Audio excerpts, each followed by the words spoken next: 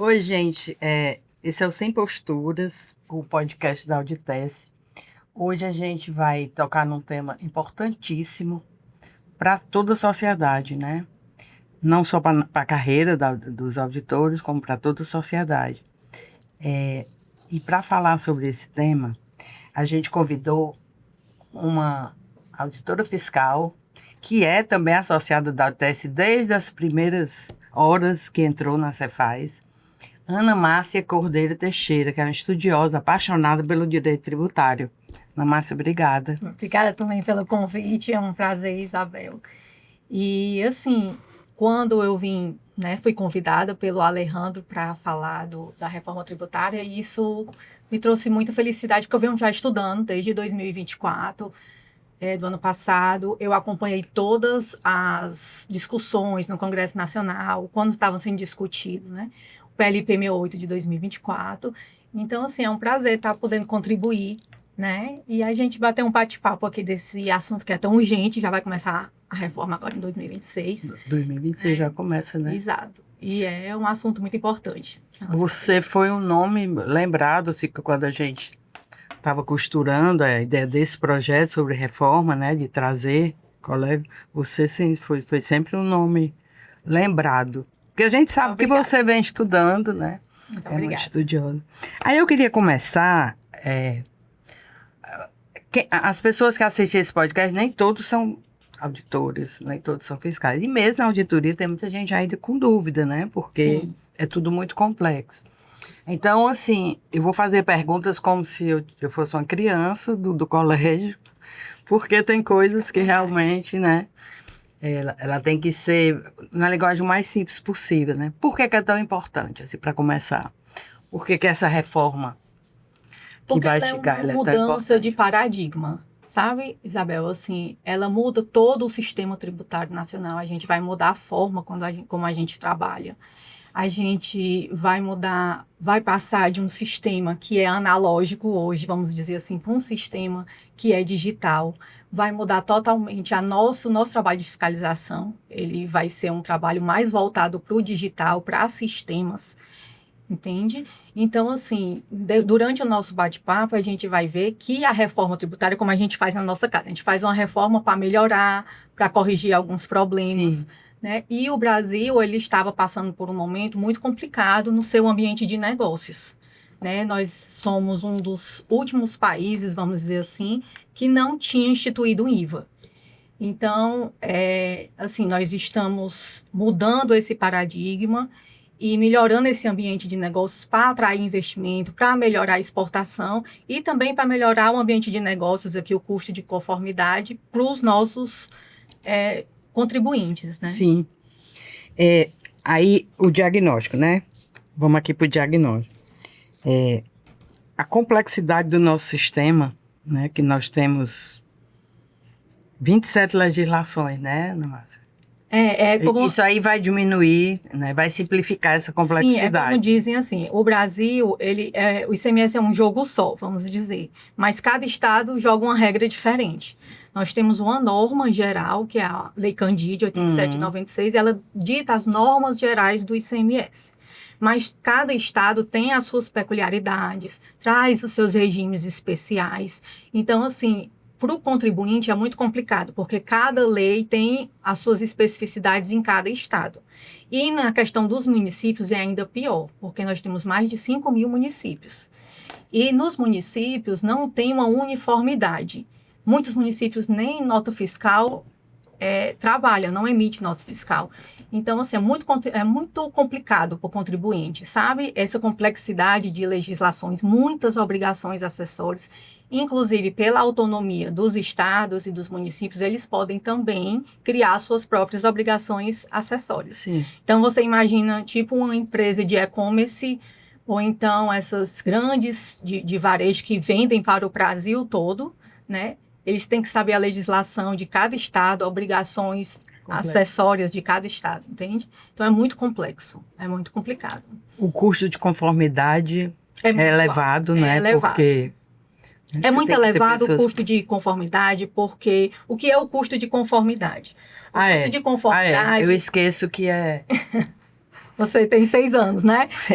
Então, vamos lá. O que é o custo de conformidade? É tudo que o contribuinte tem de gasto de tempo e também de dinheiro que ele poderia estar ali na produção dele e ele está na área meio para calcular e apurar o imposto.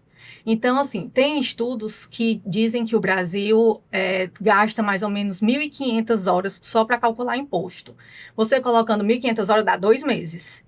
Então, assim, né, um contribuinte de fora que vai colocar, se ele vai colocar a sua indústria ou o seu negócio para investir, ele não vai investir num país que ele passa de 1 ano, 12 meses, 2 meses só para calcular e apurar um imposto. Se você for comparar com países da OCDE, esse custo vai para 159 horas, dá 2 dias. Então, é uma diferença muito gritante.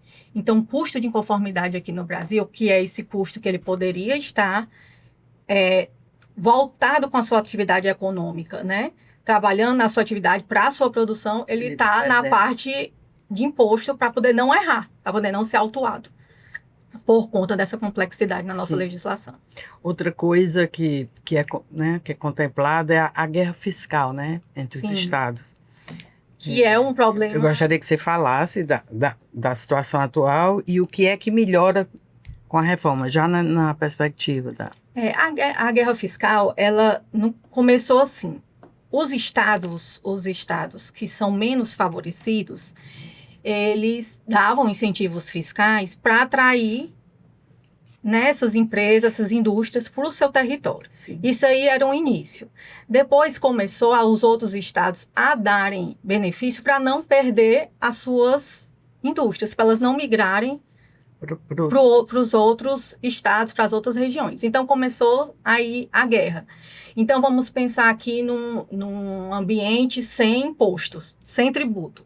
Você vai montar, por exemplo, eu vou montar uma loja de artigo de luxo.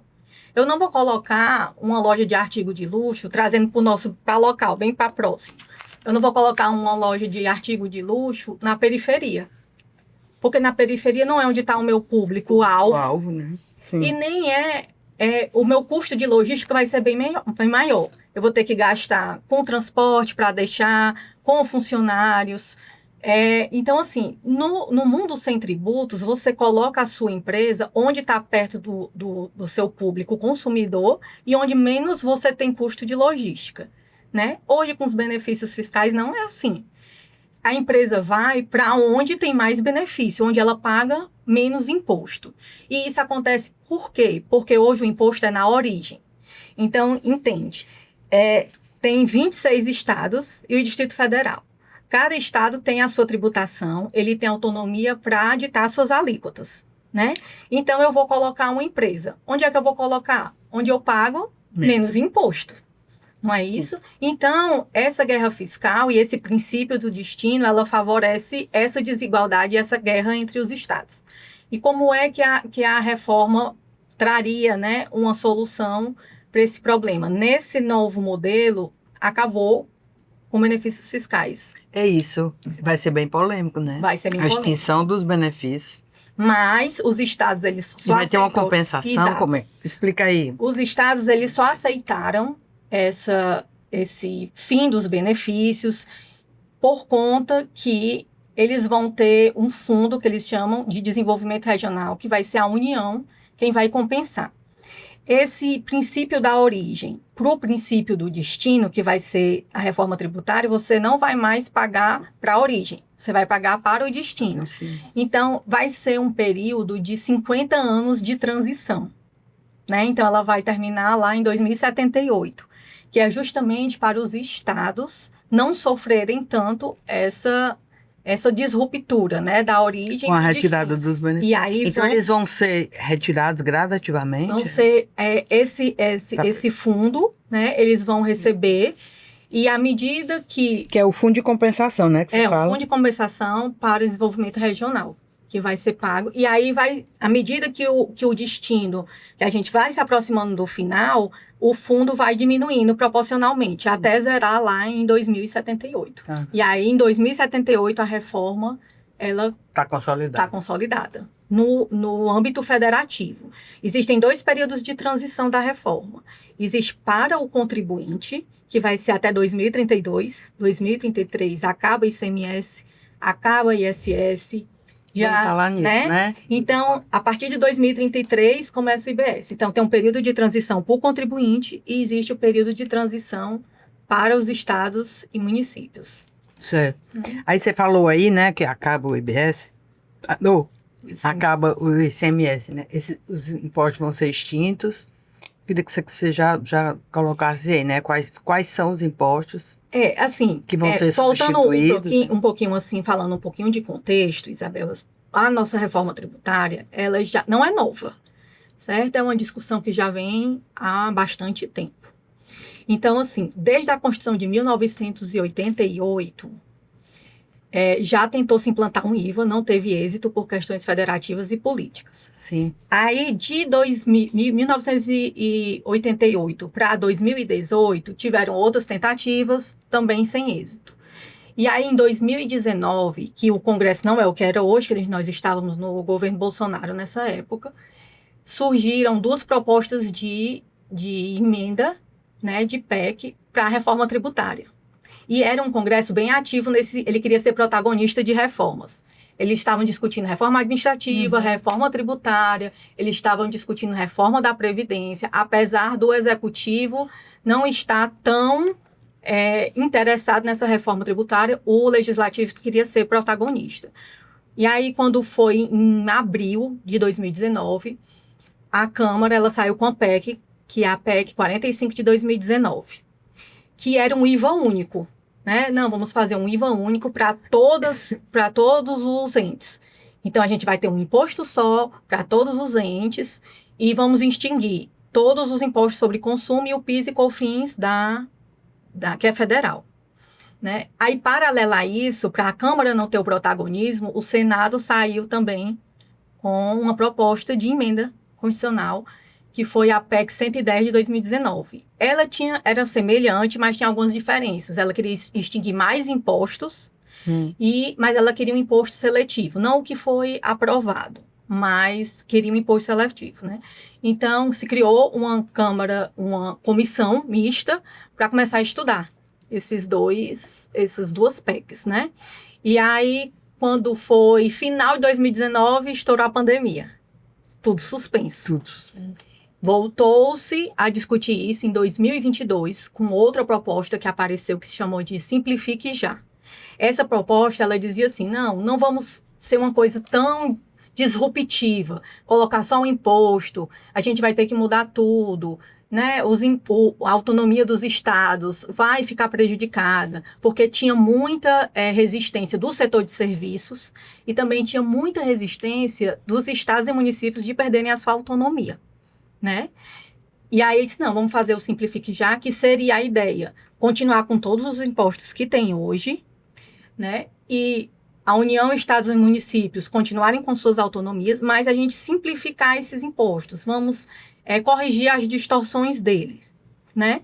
E aí, 2022 acabou, o presidente Bolsonaro não foi reeleito, em 2023 assumiu o presidente Lula. No presidente Lula, ele já teve 2 mandatos anteriores. Então, já sabia como a coisa funcionava e ele deu prioridade à reforma tributária. Logo no primeiro ano do governo, ele criou a SERT, que é a Secretaria Extraordinária da Reforma Tributária. E quem ele colocou como líder foi o Bernardo Api. Né? O Bernardo Api, ele era um dos idealizadores, né? Lá da PEC 45 de 2019, que foi proposta pela Câmara dos Deputados. Então, eles iam seguir naquela linha do IVA único, né? E do IVA único e extinguindo os impostos sobre consumo. Né? Só que aí, bastidores, passa por um filtro político, setores econômicos, né? Muito lobby. E aí foi aprovada a emenda 132 de 2023, que é quem criou a reforma tributária. Como é que saiu o IVA? Saiu dual, não saiu único.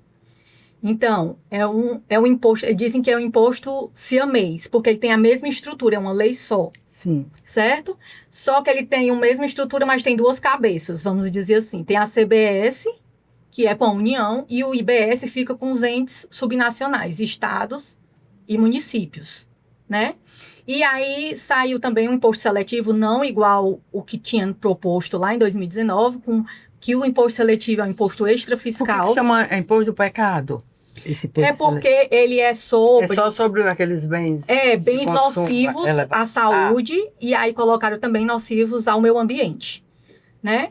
Então, assim, veio com uma modificação, ele é um imposto extrafiscal, quer dizer, a função dele não é arrecadar, é justamente trazer esse vamos dizer assim, um controle maior para desestimular esses produtos, né? Consumo de produtos que fazem mal. Mais ou menos o que nós já tínhamos, né? Armamentos, joias, bens supérfluos, né?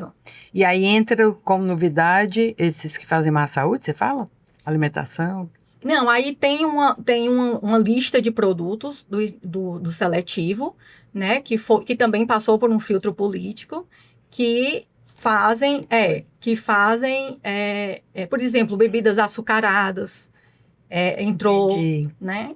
No Vai ser mais taxado. Vai ser mais taxado. Vai ser maior ali. Sim. O Bernard Api, né? Bernard Api. Com relação ao impacto no PIB, né? Ele é super otimista, né? Super otimista. Aumenta de 4% a 5%. Assim, vamos comparar com um país que foi parecido conosco, a Índia. A Índia, ela já mudou o IVA. Assim, as outras experiências em países subdesenvolvidos que mudaram o IVA, a longo prazo, uns 15 anos, eles têm uma perspectiva de aumento de 10% a 20% no PIB. E aí, por que ele tem essa perspectiva de 10 a 20 anos, ou 10 a 20%? Porque tudo o que gera, tudo que o país produz, né? Que o PIB é tudo que ele, produto interno bruto, tudo que ele produz, ou ele produz aqui internamente, pela indústria, ou ele importa. Não é isso? Tudo que entra ou é importado ou é produzido aqui. Sim. Então, hoje o ICMS, tudo que está aqui dentro produzido, por exemplo, você vai colocar um parque industrial. E aí, todos os seus bens de capital, eles são cobrados e você só tem direito ao retorno daqui a 4 anos do imposto, que é 1,48 avos lá dos bens de capital. Os insumos, nem todos os insumos você tem direito a ter crédito, somente os que tiverem a ver com a sua atividade econômica. Sim. Então, a indústria aqui, ela é muito onerada no seu investimento. E na sua exportação também. Hoje, aqui no Brasil, a gente diz que a gente exporta tributo. Por que a gente exporta tributo? Porque apesar da saída da exportação, ela não ser tributada, o crédito que eles teriam direito demora muito para receber. Voltar. O crédito acumulado de uma empresa de exportação é altíssimo, é uma dificuldade imensa para essas empresas retornarem. Então, fica um resíduo tributário ali, no custo, né, do produto dela. Então, a gente exporta. Com a reforma tributária, isso também vai acabar, porque o crédito será amplo. Né? Não vai ser instantâneo, mas vai ter um período bem menor. Bem mais curto. Se ela tiver num programa de conformidade, essa empresa exportadora será de 30 a mais 15 de análise. Se ela não tiver no programa de conformidade, será 60 mais 15. Dias? Então, dias. Então, será no máximo 75. Por um número gigante que eles têm de recursos represados porque não recebem, isso aí é uma virada de chave. Ganho. Só para os bens de capital, né? Isso aí na exportação. Os bens de capital, eles vão começar a ter o crédito instantâneo, integral e instantâneo. Então, você comprou uma máquina, qualquer insumo, você comprou uma lâmpada para o seu parque industrial. Você comprou uma lâmpada para administrativo, você comprou material de limpeza. Não interessa mais na reforma tributária qual o destino que você vai dar para as suas compras. Tudo o que a indústria comprar, ela se acredita. E ela recebe instantaneamente. Mesmo? Exatamente. Então, assim, a reforma, por que o PIB vai aumentar? Porque a produção, o investimento vai ser desonerado, a saída também vai ser desonerada e ela vai tributar somente o consumo, né? Então, assim, o ambiente de negócios vai melhorar muito nesse sentido do contribuinte ele ter esse crédito amplo, né? Ele não ter esse resíduo, porque assim, como é a cadeia, né, que funciona, você compra, dentro dessa compra tá imposto, né? Dentro dessa compra tá todos os custos dele. E aí você compra, vamos levar para o ICMS, que é a nossa área, né? Sim. Eu estou aqui com o meu comércio e aí eu compro material de limpeza. Eu compro esse material de limpeza eu não vendo. Eu compro para fazer a limpeza do meu comércio. E aí eu pago imposto sobre isso. Isso aí é um custo para mim, né? E aí esse custo, ele vai lá para minha DRE. Né? Eu não tenho de volta esse valor, porque ele não tem a ver com minha atividade econômica. Já com a reforma tributária, isso não interessa. A gente vai passar de um crédito escritural para um crédito financeiro, que eles dizem. Então, se o meu fornecedor, quando ele me vende, ele paga o imposto lá, eu me credito automaticamente, porque agora o crédito é no pagamento, é no financeiro. É justo, né? Ana Márcia, outra novidade, né, que chega é o cashback, né? Eu gostaria que você explicasse aí. Comentasse o cashback. Nós temos, inclusive, um exemplo já, né, no Brasil, que é no Rio Grande do Sul, né? Que Sim, e temos em outros países também. Mas antes da gente entrar no cashback, vamos falar da regressividade. Tá, né? Certo. Todo imposto sobre consumo indireto, ele é essencialmente regressivo. O que é um imposto regressivo? É o imposto que ele não leva em conta a capacidade de quem está pagando. Então, eu sou uma pessoa de baixa renda, estou lá no mercantil. Você tem uma alta renda, está no mesmo mercantil que eu. Paga igual, né? O caixa não vai chegar e vai dizer assim, quanto é que você recebe, Ana Márcia? E você, Isabel? Você vai pagar menos e você vai pagar mais porque você recebe menos? Não existe isso, né? Então, a pessoa de alta renda e de baixa renda paga o mesmo imposto. Então, proporcionalmente, a pessoa que tem uma baixa renda, ela paga mais imposto do que uma pessoa que recebe mais, né? Então, isso é a regressividade do sistema. Aí, hoje, já existem medidas de mitigação dessa regressividade. Por exemplo, você dá uma redução nos produtos da cesta básica, Sim. Né? Existem algumas medidas, mas isso não resolve o problema, né? E aí, com a reforma tributária, já se pensou de uma forma, vamos dizer assim, mais abrangente, mais justa, porque a justiça fiscal, ele é um dos princípios que essa emenda constitucional trouxe de novidade, né? Então, está na Constituição agora a justiça fiscal. Então, assim, o que foi que pensaram? Não, a pessoa de baixa renda, quem é essa pessoa de baixa renda que vai receber esse cashback? Não é todas as pessoas assim, porque a gente tem que fazer um corte o que é considerado baixa renda. Para o governo, considerado baixa renda é a pessoa que recebe até meio salário mínimo, que é que está no CAD único. Então, essa pessoa é que vai ser beneficiada com o cashback. Então, não vai ser resolvido a regressividade de um todo, mas para essa camada mais pobre que está nesses programas, eles vão ser, que é a camada mais frágil, vamos dizer assim, né? Eles vão ser contemplados, né? Aí como é que vai ser esse ressarcimento? Como é o cashback? O cashback é como se fosse um troco. Você vai lá, dá R$100 de imposto e o governo vai te devolver uma parte desse imposto, certo? Alguns produtos ele vai devolver 100%. Como água, como energia, telecomunicação, e gás de cozinha. Vai ser 100%. Você paga e depois você vai receber. A forma como ele vai receber, a gente ainda não foi regulamentado. Mas, assim, o que é importante? Agora a gente vai precisar dar o CPF todas as vezes que a gente for comprar algo. Porque o sistema vai precisar do CPF para poder fazer o controle, né? Então, a pessoa está lá no cashback, ela está inscrita no CAD único, coloca o CPF dela na nota, ela já é contemplada quando for comprar o gás, quando for comprar pagar água, pagar a conta de energia, né? E outros produtos, ele vai ter um percentual menor, né? Não vai ser 100%. Os estados e os municípios, eles vão ter autonomia para dizer a porcentagem, e eles também vão ter um limite de poder se compensar, que é para evitar a terceirização do cashback. O que é a terceirização do cashback? Eu sou do Cade Único, recebo, tenho direito ao cashback. Aí a minha tia também quer comprar no meu cadastro, a minha prima vai comprar no meu cadastro, então, assim, colocaram um limite, você vai receber o valor de volta, mas até aqui. Então, tem um limite... Tem um limite, né? Para eles receberem, né? E esse Cade Único? São as pessoas que recebem o Bolsa Família, né? Que recebem o programa... Vai ser criado um cadastro único? Já tem, né? Na verdade, já existe esse cadastro único. Quem já está nesse cadastro único, quem tiver cadastrado, vai ter direito ao retorno do cashback. Eu sei, mas ele vai ser revisto, é o que já... Não, já assim, existe. O Cade Único é diferente do cadastro da reforma tributária. A reforma tributária vai ter um novo cadastro. É isso que eu estou perguntando. Né? A reforma tributária, ela vai ter 3 cadastros, vamos dizer assim. 3 informações de cadastro. Vai ter um cadastro unificado, mas com 3 informações de cadastro. Um é o CNPJ para as empresas. Então, todas as empresas só terão um CNPJ. As pessoas físicas serão pelo CPF.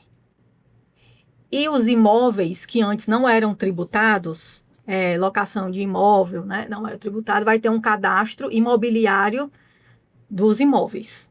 Então, todos os imóveis também vão ter um cadastro no sistema, né? Então, é por isso que quando a pessoa vai lá, que tem direito a cashback, ela vai dar o CPF dela, é justamente para o cadastro ele poder ver que aquela pessoa está lá no Cade Único e tem direito a ter aquele retorno. Né? E até teve uma brincadeira, não sei se você chegou a ver na mídia, do Mauro Filho, ele dizendo que do jeito que foi colocado o cashback, a pessoa de baixa renda precisa ter um fluxo de caixa. Que primeiro ele vai ter que comprar o gás, ter um dinheiro para comprar o gás, aí depois é que ele vai receber o dinheiro de volta. Então ele tem que ter um caixa para poder comprar o gás. Que o ideal era que o sistema já fizesse isso automaticamente, reconhecesse que aquela pessoa está nessa faixa, que ela tá no Cade Único, né? Que ela é beneficiária, e ela não pagar, né? Lá na boca do caixa, ela diz assim, não, esse daqui, o sistema já vai dizer, você não paga. Que seria o essencial. Mas nesse primeiro momento, pode ser até que se desenvolva isso futuramente, mais adiante, né? Mas é uma forma, assim, vai resolver a regressividade? Não vai, mas é uma... Minora é uma, né, uma forma de você ter uma certa justiça fiscal para essa camada mais pobre, né? Ana, mas e quais foram os países que já adotaram o cashback? Aqui na América Latina... comentasse, assim, né, a experiência já de... Aqui na América Latina, 5 países já implementaram. Bolívia, né, Equador, Argentina, tem mais outros 2, que eu não estou lembrando o nome. Mas 5 aqui da América Latina já implementaram cashback. E aqui no Brasil já tem no Rio Grande do Sul, como a gente já tinha comentado, né? Sim. Só que o cashback aqui do Brasil, ele vai ser... é como se fosse um case de sucesso, no sentido que ele vai ser muito integrado. Ele vai ser integrado com esse cadastro, ele vai ser integrado com a nota fiscal, porque a gente tem um sistema de nota fiscal, um dos mais eficientes do mundo, eu acho que o mais eficiente do mundo é o do Brasil, e ele também vai ficar linkado à questão dos sistemas de pagamento, que nós também temos um sistema de pagamento muito bom, né? O Pix aí é um case de sucesso, né? Sem dúvida. Então, assim, o cashback, ele vem como uma forma de melhorar essa questão, né, da regressividade do sistema. E, assim, eu acredito que se for uma coisa futuramente que comece a dar certo, ele vai começar a ampliar isso daí. Porque, assim, não é uma regressividade plena. Eu sou classe média. Você é uma bilionária. Se a gente for pensar nisso... há uma desproporção também de mim para você. É mais regressivo para mim, né, do que para você. Sim. Então, assim, a regressividade ela não vai ser de um todo. Mas a camada como o Brasil é um país muito pobre, a camada mais desfavorecida, ela terá esse cashback. Vai ter um impacto social, sem dúvida. Nossa. Ele está previsto já para 2027, né? Sim. A implantação? Sim. Assim muita que começar... coisa para 2027, que está aí, né? Aí, porque o 2026 vai ser só um período de testes, né? Não vai haver o recolhimento do imposto em si. É só para os estados e as empresas, os estados, municípios, verem os seus sistemas, parametrizarem, ver como é que estão funcionando, né? É um período de teste. 2026 vai ser um período de teste. Não vai haver o recolhimento efetivo. Entendi. Se as empresas cumprirem com suas obrigações acessórias. Certo. O que é a obrigação acessória na reforma tributária? Emitir a nota fiscal, certo? Mas a partir de 2027 está valendo, a CBS começa a valer para valer. Para valer. Para valer. Agora, assim, na prática, né? Sobre as obrigações acessórias. Queria que tu fizesse o paralelo como é hoje e como é que vai ficar. Assim, as obrigações acessórias vão ser muito diminuídas. Só uma pergunta dentro da outra. E eu queria também que você incluísse o split payment, né? Que é no momento que paga e ele já separa o imposto. Sim, isso aí então vai ficar uma coisa assim muito mais clara. Né? Vamos fazer então um panorama de como é que vai funcionar o sistema, certo? Da reforma tributária. Tá. O sistema vai funcionar com um cadastro único, né? CNPJ, CPF e cadastro imobiliário. Vai ter o sistema de notas fiscais, que vai ser a única obrigação acessória do contribuinte. Quando eu falo notas fiscais, na verdade, é um pouco mais amplo. São documentos fiscais, porque notas fiscais é para um tipo de contribuinte. Para outro tipo, é o conhecimento de transporte. Vai ampliar a base de cobrança. Existem setores que não eram cobrados e que passaram a ser cobrados. Exemplo, setor de locação de imóveis. Você não pagava imposto para alocar o seu imóvel. Agora você vai pagar. É um serviço de locação de imóvel. Ele não tinha um documento. E aí agora vai ser o documento que os municípios usam, a nota fiscal de serviço. Vamos dar outro exemplo. Serviço financeiro. Não era tributado. O spread do banco não era tributado pelo IBS, pela CBS, né? E aí agora vai passar a ser tributado. Não existia documento fiscal para esse tipo de operação. E agora eles criaram a DERE, que é um documento, uma demonstração para esses regimes especiais, né? Que os serviços financeiros estão incluídos nesses regimes especiais. Então, qual é a obrigação acessória dele agora? Vai ser emitir o documento fiscal referente à sua atividade. Essa é a obrigação, certo? Aí, assim... Obrigação acessória. Vai ser a única obrigação. E aí, você é um fornecedor, você me vende. Quando você me vende, o que é que o sistema vai fazer? Ele vai pegar o valor do seu produto e vai separar do valor do imposto.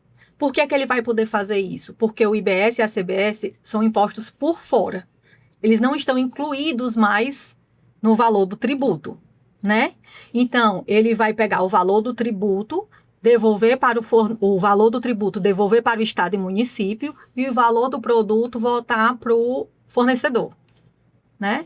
Então, o fornecedor fica com sua parte, o estado fica com sua parte. Se tiver alguma plataforma no meio fazendo a intermediação, ela também vai receber a parte dela. Então, o split payment é isso.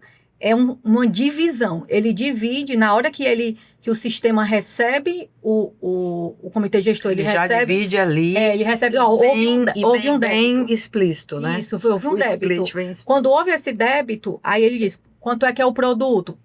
Fornecedor. Quanto é o valor do imposto? Comitê gestor, né? Se tiver alguma plataforma, passo da plataforma. Então, o split payment é essa divisão que ele vai fazer. E aí é interessante essa questão do split payment, porque futuramente eles pensam no split super inteligente. O que é o split super inteligente? É aquele que, vamos supor que você paga um valor a mais do valor que você deveria pagar. Hoje, o que é que você faz? Abre um processo e pede restituição de imposto, que demora algum tempo. Como é que vai ser? Você pagou a mais aquele imposto. O sistema já reconhece, ele tinha que pagar 150, pagou 180, 30 está sobrando. E aí ele te devolve até 3 dias na tua conta. Então, o split payment, ele vai ser um instrumento muito importante nessa questão de diminuir sonegação, porque o imposto vai direto pro governo. Como é que hoje funciona? Hoje funciona assim, você me vende. Certo? Você me vende e o tributo está dentro da nota fiscal. Aí você fica com tudo, fica com o seu produto e com o tributo que eu paguei. E aí você escritura e você vai pagar no período seguinte, certo? Ou não. pode ser que você não pague para o Estado no período seguinte. E aí você fica com o valor do tributo no seu caixa. Né? Sim. E aí foi o que as empresas reclamaram muito. Mas aí com split payment vai ter um impacto muito grande no meu fluxo de caixa. O dinheiro que eu ficava um mês, vamos supor, com tributo no meu caixa, eu fazia caixa com esse valor, agora eu não vou poder mais. Na hora da venda, o valor do tributo vai direto para o comitê gestor. Então, o fluxo de caixa vai ser impactado.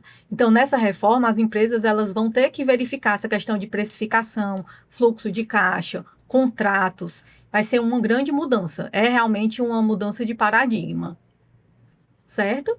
E aí, assim, o split payment, ele vai diminuir a sonegação no sentido de que, no momento que está sendo pago, ele já envia para o comitê gestor. Aí, assim... Além disso, tem a questão dos créditos, né? Hoje a gente fiscaliza muito, você sabe que já está na fiscalização, a gente fiscaliza muito a questão se o contribuinte, o que é que acontece hoje? As empresas laranjas, elas vendem, aí a pessoa que compra se acredita daquele valor e a empresa laranja desaparece. E aí o Estado fica com esse prejuízo. E a empresa que comprou disse assim, olha, não tenho nada a ver se a empresa era laranja, se não era laranja, eu comprei e estou aqui com crédito, que a gente chama de crédito podre, né? Então, isso vai desaparecer, porque na reforma tributária o crédito vai ser financeiro. Então, eu que estou comprando de você, eu só posso me creditar quando você, fornecedor, pagar. Como é que você paga? Na reforma tributária, tu vai ter uma interface tipo como se fosse a conta do teu banco. Vai ser débito e crédito direto. É uma conta corrente. É mesmo? É instantâneo, imediato. Tu vendeu, debitou. Tu comprou, creditou. E aí ele vai fazendo, imediatamente, ele vai fazendo as compensações diárias. E aí tu vai vendo, né? Tu vai ter uma interface que você vai acompanhar em tempo real. A gente que é auditor também vai acompanhar isso em tempo real. Vai ter acesso. Né? E aí vai ter esse débito e crédito, como se fosse uma conta corrente. Quando chegou lá no final do mês, bateu o débito e crédito todo dia. É por ordem cronológica. Entrou um crédito, aí depois entrou um débito, a bata daquele crédito. É assim, que a conta é uma conta corrente. Quando chegar no período seguinte, deu um saldo devedor, né? Então, se deu um saldo devedor, tu vai ter que pagar para o Estado. Quando tu pagar aquela tua apuração, tudo que tu estava devendo, tu pagou, quitou para o Estado. E quem comprou de ti se credita automaticamente. Certo? Mas, vamos supor, você comprou hoje de mim. E eu já tenho um crédito, você, Isabel, já tem um crédito muito grande na sua conta corrente. Aí, quando você vendeu para mim, você ganhou um débito. Você tinha um crédito de 300 e você vendeu para mim 100, ficou com um débito de 100. Só que como a compensação é feita diariamente, tu tinha 300 lá de saldo. Aí o que é que ele faz? A compensação imediata. Então, aquele teu débito já é compensado com o crédito que tu tinha. E eu que comprei de ti, já posso me creditar do valor. Entendeu? Não precisa mais esperar até a apuração. Mas vamos supor que você não tenha crédito suficiente durante o mês. Aí vai sobrar um resíduo para apuração. Quando você apurar, todos os que compraram de você se creditam automaticamente. Aí, vamos supor, você, fornecedor, não paga. Você é um fornecedor inadimplente. Né? E eu, como é que eu vou ficar com crédito? Se eu só me credito se o crédito for pago. Aí, a reforma trouxe também uma inovação, que é você já pode, uma guia separada, emitir e pagar o seu imposto independente do fornecedor. Se você tem dúvida que aquele fornecedor é um bom pagador, isso também vai ser uma coisa boa na questão dos riscos, porque agora o fornecedor, ele vai entrar umas faixas de risco. Se ele é inadimplente, aquele credor não vai querer mais comprar dele, entende? Porque sabe que ele é um mau pagador. Ou então o credor mesmo diz assim, não, esse rapaz aqui não paga bem. Eu vou emitir uma via, eu pago o meu imposto para mim me creditar e a parte dele eu negocio só o produto. Entende? Vamos ver na prática, né? Como é que isso aí vai funcionar. Mas é assim. É muito interessante. Então, assim, agora o crédito só se acredita quando entrar o dinheiro. Foi pago, se acredita. Não é mais como é hoje. Hoje é só escritural. Você coloca lá na nota e você se acredita. O valor do imposto, às vezes o Estado fica com a dívida ativa aí gigantesca, né? Então, essa dívida ativa tende também a diminuir bastante. Sonegação, né? Como ele quer se creditar, é como se fosse uma fiscalização. Cada ente da cadeia vai fiscalizar o seu fornecedor. Paguei o seu débito que eu ainda não recebi o meu crédito. Uhum. Entende? Então, assim, vai ficar... uns fiscalizam os outros. Então, eu acredito que a sonegação vai diminuir bastante. Você falou aí que é uma mudança de paradigma. Aí eu queria trazer aqui para a nossa Cefaz, como é que está na Cefaz esse... Quem tá se preparando, os treinamentos, eu sei que você mesmo já comentou outro dia, né, que você faz uns... assim, Ela tá fazendo cursos, tá? Na Cefaz, Isabel, assim, já tem um grupo de pessoas que estão participando Isso, de GTs, é um grupo de... né? Mas, assim, ainda não foi repassado vamos dizer assim, para a execução, né? Aí a gente da execução, alguns estão fazendo um curso avançado, que lançaram mês passado, mas são poucos, se eu não me engano, são 80 pessoas. E essas 80 pessoas vão ser disseminadores.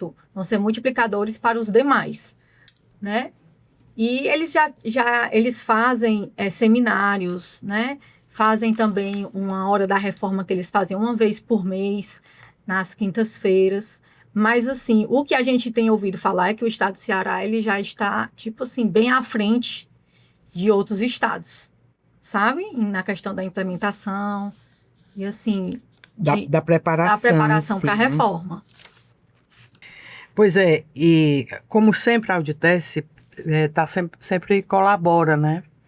Com a Cefaz. Nós somos muito preocupados também, né? Com essa questão.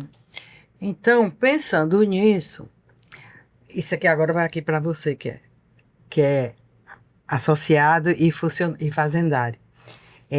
A Auditec está propondo um projeto de esclarecimento, né? Mas a gente vai chegar no nome bacana para chamar, sobre a reforma tributária. Isso aqui, gente, foi só um panorama geral que a Ana Márcia nos passou. Mas são muitas dúvidas, é tudo muito novo para muita gente, né? Então, a Auditec vai criar esse projeto, né, de estudos da reforma. E aí você fica ligado aí, acompanha a gente, porque a gente vai começar a divulgar no momento oportuno, né? Inclusive, a gente está pensando na próxima... Eu já vou logo te convidar para vir logo estrear o projeto, e aí a gente faz ao vivo, que eu acho que vai ser uma experiência bacana e vai ser a primeira vez no Sem Posturas. E aí vocês vão fazendo as perguntas e ela vai respondendo as dúvidas, né? Assim, na hora, tá bom? Ana Márcia, acho que não esquecemos nada, né? Eu só Pelo menos assim do panorama. Mas assim, eu só queria dizer que quem quiser me acompanhar, né? Eu esqueci. Sim. Quem quiser me acompanhar, eu criei um perfil no Instagram para falar sobre a reforma tributária numa linguagem mais simples, que é justamente o que você estava falando, que é um público mais geral, para contribuir com a educação fiscal, que é @reforma_ para todos.